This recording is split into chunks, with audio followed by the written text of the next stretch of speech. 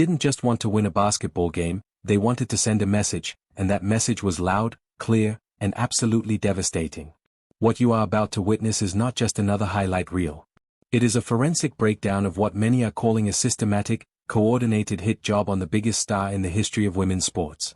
New footage has just surfaced from the Indiana Fever's chaotic showdown against the Dallas Wings, and it is exposing a dark reality that the WNBA league offices are desperate to keep under wraps. We are talking about veteran players utilizing spooky tactics. We are talking about officials who seem to be reading from a different rulebook. And we are talking about a generational talent who is quite literally forced out of the game she was starting to dominate. The air in the arena was thick with more than just competition. It was thick with conspiracy. For months, fans have whispered about a hidden agenda.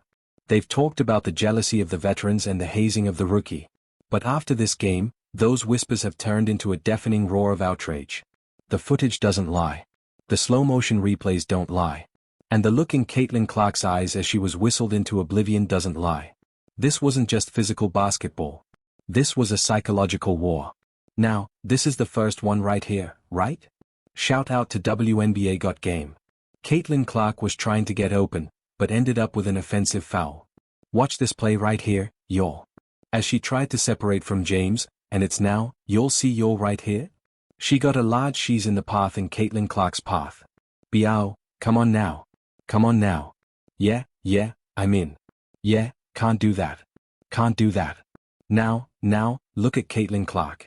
Frustrated. Because she's literally all in her bubble. It started early, but reached a fever pitch in the second half. To understand the gravity of this situation, you have to look at what was happening before the whistles even started blowing. Caitlin Clark arrived at the arena carrying the weight of the world on her shoulders and apparently carrying a significant amount of physical pain. In the first half, she looked like a shadow of herself. She was dragging her feet. She was clutching her lower back. She was wincing after every hard screen. There were rumors flying around the arena that her back was completely locking up, or perhaps it was a groin issue that was sapping her legendary burst. The first half was a struggle that had every Fever fan holding their breath. She was loafing on defense. She was missing shots she usually makes in her sleep. Critics were already sharpening their knives, preparing the headlines about her hitting the rookie wall. But then the halftime buzzer sounded. Caitlin disappeared into the locker room, and according to those close to the team, she received what can only be described as a medical miracle. Some are calling it a shot from Wakanda. Whatever it was, the woman who walked out for the third quarter was not the same woman who walked off for the half. Right? Oh, there's another one. Watch this. What we talked about yesterday. Consistent, and yeah, we talked about James is going to embellish any kind of contact. We've seen it a couple times. Flopping, Biao saying flopper. Caitlin said, __, flopping, Biao, watch this again. Look at this again. Guess who got the foul? Caitlin Clark. This one right here. Caitlin Clark. Hold up. Hold up. The third quarter was an absolute masterclass. Caitlin Clark came out guns blazing, reminding every single person in that building why she is the most dangerous player on the planet. She was hitting logo threes. She was threading the needle with passes that seemed to defy the laws of physics. She was cooking, as the kids say, and the Dallas Wings were absolutely helpless to stop her within the flow of the game. The momentum had shifted, the Fever were surging, and that is exactly when the spooky behavior began. As soon as Caitlin started taking over, the Dallas Wings defense stopped trying to play basketball and started playing the refs. If you look at the unedited footage, you see something truly disturbing.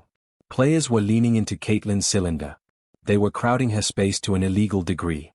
They were quite literally breathing down her neck, waiting, begging for her to make a single move that they could sell to the officials. It was a calculated effort to provoke a reaction. They wanted to get her into foul trouble because they knew, deep down, that it was the only way to get her off the floor. But what happened next changed everything. Caitlin, to your point on feeling good, you made a couple of quick trips to the locker room. Was there a reason for that? I heard you talking. Oh, my bad. Just getting my back adjusted. It gets out of line pretty quickly. So, just that, just getting my back put back in place a little bit. But, other than that, feel great.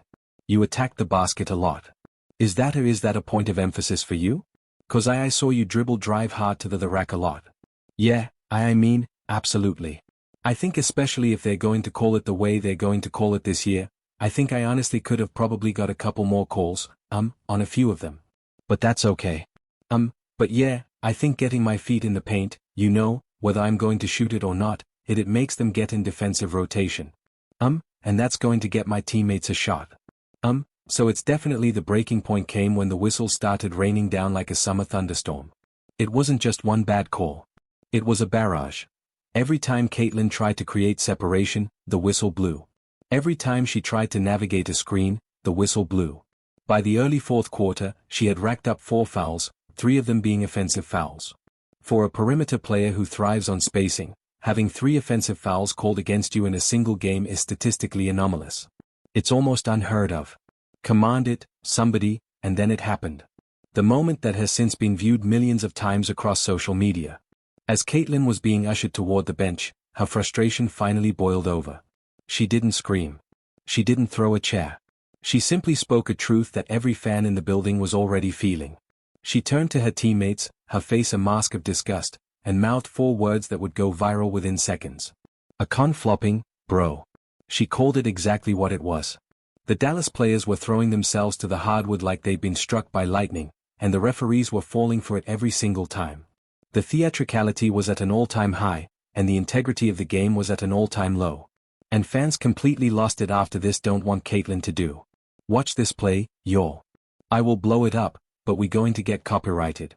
Watch this play right here, y'all. Watch Caitlin bust ass. Paige Bucher's ASS from long range. That's what they don't know. And that's why we see them doing these plays like this over and over again, trying to get Caitlin Clark into foul trouble. Now, how many fouls did Caitlin Clark actually have in this game? Let's pull it up right now because the outrage wasn't just on the court. It was in the stands. It was on X. It was on Instagram. The WNBA pro community was in a state of absolute revolt. How could a league allow its premier attraction to be treated this way? Why was there no protection for the player who is single-handedly responsible for the massive influx of revenue and attention? But as the fans were screaming at the refs, a new question began to emerge, one that is even more where was the Indiana Fever coaching staff? Stephanie White stood on the sideline as her superstar was being dismantled by phantom calls. She watched as Caitlin was baited, bumped, and bullied. And yet, there was no technical foul. There was no fiery defense of her player. No explosion of anger directed at the officiating crew. Instead, White simply pulled Caitlin out of the game. She sat her down during the most critical minutes of the contest, essentially doing the Dallas Wings' job for them. The conspiracy theory started flying instantly. Is Stephanie White sabotaging her own star? Is there a rift in the locker room that we don't know about?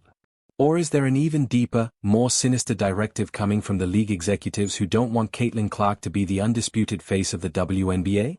That's when things got even worse. To be said about Caitlin Clark defense. Now, it's no secret that Caitlin Clark is not a defensive type player. I can't even lie. She loafs on defense at times. But, should we ostracize her for because a lot of players loaf on defense? It is what it is, bro, goddammit. She ain't got to play defense all the time. Look. Yeah, Caitlin Clark kind of loafed on that one, but it is what it is, bro. And this is the only little thing that they got on Caitlin Clark, bro. But, at the end of the day, the post-game press conference provided the final piece of this haunting puzzle. Caitlin Clark sat before the media looking like she'd just gone 12 rounds in a heavyweight prize fight. She confirmed the rumors about her physical state, admitting that her back was getting out of line and needed to be put back in place during those locker room visits. But, it was her comments on the officiating that sent a shiver down the spine of the league. She didn't back down. She didn't apologize for her flopping comment. Instead, she subtly put the officials on notice. She noted that if they are going to call it the way they are going to call it, then she is simply going to have to attack the basket even harder. It was a defiant, professional, and chilling response. She is acknowledging that the deck is stacked against her. She is acknowledging that she is playing on a tilted floor. Despite finishing with 20 points, 5 rebounds, and 7 assists, the narrative wasn't about her stats. It was about her survival. She is being tested in ways that no rookie in history has ever been tested. She is battling injuries, battling veteran jealousy, and battling an officiating crew that seems to have a different set of rules for her than they do for anyone else. Nido, the footage doesn't lie. The conspiracy might be real, or it might just be the growing pains of a league that doesn't know how to handle a phenomenon. But one thing is for certain, Caitlin Clark is not going away. She is taking the hits, she is calling out the flops, and she is getting her back put back in place so she can do it all over again the next night. The Dallas Wings might have forced her into foul trouble this time, but they have only succeeded in making her more determined. The question for the fans is simple. Are we watching the natural evolution of a rivalry, or are we watching the deliberate sabotage of a career? Is the WNBA trying to protect its veterans at the expense of its future? And most importantly, how much more of this can Caitlin Clark take before she finally breaks? The footage is out there. The truth is in the replays. The world is watching, and the WNBA pro community will not be silent. What is your take on this spooky situation? Do you believe the referees and the Dallas Wings players were in cahoots to shut Caitlin down? And what do you make of Stephanie White's silence on the sideline? Is she failing her star player, or is there something else going on behind closed doors? Drop your theories in the comments below because we need to talk about this. Don't forget to like this video and subscribe to WNBA Pro for the most controversial, deep dive coverage of the league. The hunt for the truth is just beginning. The fourth quarter didn't feel like a basketball game anymore. It felt like a courtroom trial where the verdict had already been decided before the opening tip. Every possession carried tension. Every whistle sent shockwaves through the crowd. Every time Caitlin Clark touched the ball, thousands of fans inside the arena rose halfway out of their seats expecting either magic or disaster. There was no middle ground anymore. The game had transformed into something emotional, something personal, something much bigger than the scoreboard itself. What made the entire atmosphere so unsettling was how obvious the shift became once Caitlin caught fire offensively. In the third quarter she looked unstoppable, and that's exactly when the game suddenly slowed to a crawl. The flow disappeared. The rhythm vanished. Possession after possession ended with another whistle, another debate, another delayed inbound while players argued with officials. Fans watching at home started posting clips in real time, freezing frames and zooming in on every collision. Some believed the calls were legitimate. Others believed they were witnessing selective officiating designed to neutralize the hottest player on the floor. Either way, the internet exploded into civil war. Meanwhile, the Dallas bench looked energized by the chaos. Veteran players started communicating after every whistle like they had discovered a weakness in the system. They pointed. They talked to the referees constantly. They exaggerated contact. Even the smallest bump became a theatrical event. Arms flew backward. Bodies collapsed dramatically. Players stumbled 5 feet from minimal contact. And every time it happened, the officials reacted instantly. Fever fans were furious because they felt the game itself was being manipulated psychologically. The actual basketball became secondary. The performance around the basketball became the real weapon. On the Indiana sideline, frustration was boiling beneath the surface. You could see it in the body language of the younger players. Teammates looked confused after several calls. Some stared blankly at the officials while running back on defense. Others tried to calm Caitlin down between possessions because they knew one emotional outburst could result in a technical foul that would completely derail the night. That was the hidden pressure surrounding her. She wasn't just battling defenders anymore. She had to constantly monitor her emotions because the spotlight on her reactions was almost bigger than the spotlight on her performance. And then there was the physical pain. By the middle of the fourth quarter, cameras caught Caitlin stretching her back repeatedly during dead balls. At one point she bent forward near half-court with her hands on her knees, visibly uncomfortable. Social media instantly clipped the footage and speculation spread like wildfire. Some believed she should never have been playing in the first place. Others argued that the physical targeting throughout the game was intentionally testing her injury. Every hard screen suddenly looked suspicious. Every collision became part of a larger narrative. The Dallas defenders were relentless. They pressed her full court. They crowded her dribble. They bumped her on cuts before she could even receive passes. It wasn't necessarily dirty basketball, but it was undeniably physical. The message seemed clear: if she was hurt, they were going to make her feel every second of it. Yet somehow, despite the pain and frustration, Caitlin kept producing moments that reminded everyone why the entire basketball world revolves around her. Late in the fourth quarter she crossed half court, hesitated for half a second, and launched a three from nearly the logo. The shot splashed clean through the net and the arena erupted. Even some opposing fans couldn't help reacting. That's the effect she has. She turns ordinary possessions into viral moments within seconds. But the celebration lasted only briefly because another whistle followed almost immediately on the other end. That's what made the night feel exhausting for fans. Every spectacular play seemed to be followed by controversy. Every burst of momentum was interrupted. It created the feeling that the game never had a chance to breathe naturally. As the minutes disappeared, television cameras kept cutting to Stephanie White on the sideline. Her expression barely changed. That became its own controversy online. Fans wanted visible anger. They wanted screaming. They wanted technical fouls. They wanted a coach publicly defending her superstar against what they viewed as unfair treatment. Instead, White remained composed, almost detached. Some fans interpreted that as weakness. Others saw it differently. There were analysts who believed Stephanie White was intentionally avoiding a bigger confrontation because she understood the long game. A public war against officiating could easily backfire later in the season. Coaches know referees remember everything.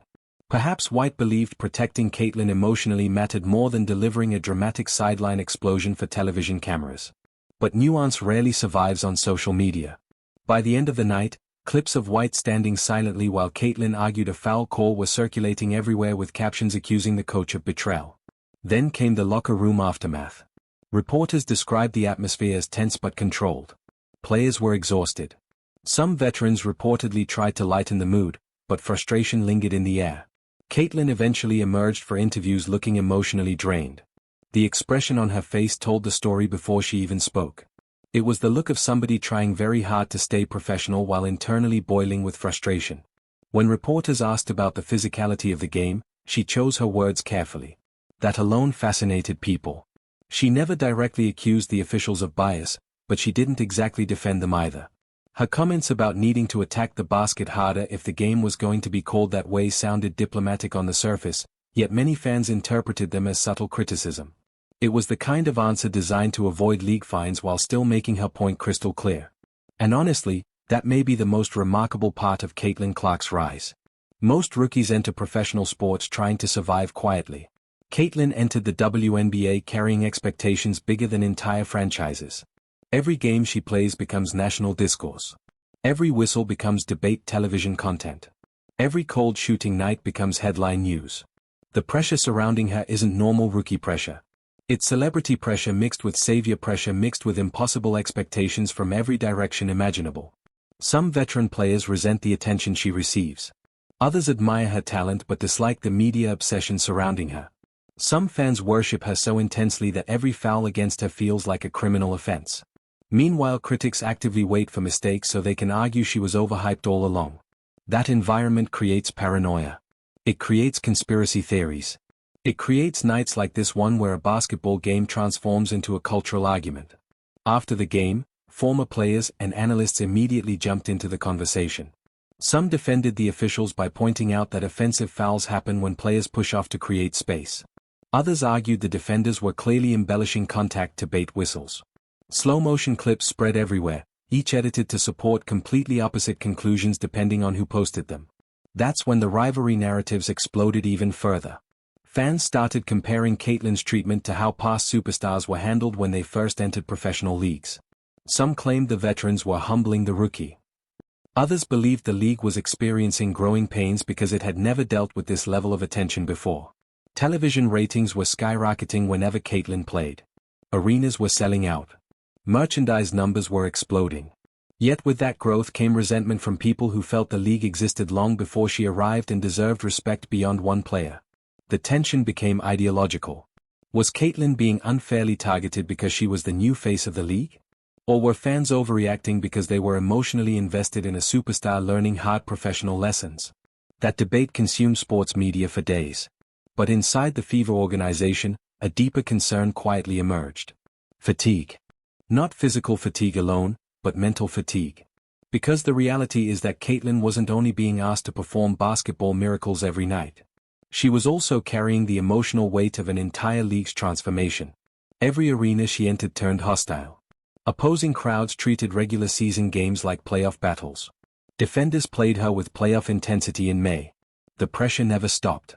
One Fever staff member reportedly described it as living inside a hurricane. And still, despite all of it, Caitlyn kept showing up. That resilience became the central storyline emerging from the Dallas game. Not the whistles. Not the flopping accusations. Not even the conspiracy theories. The real story was that even through pain, frustration, and chaos, she still finished with elite production while commanding the attention of the entire sports world. Late that night, clips of her flopping, bro comments spread across every platform imaginable. Memes exploded instantly. Some fans celebrated it because they viewed it as authenticity.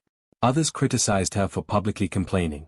But either way, the moment became iconic because it revealed raw emotion rather than polished media training. It showed a player reaching her breaking point in real time. Ironically, that may have strengthened her connection with fans even more. People relate to visible frustration. They relate to feeling targeted. They relate to fighting through unfair situations while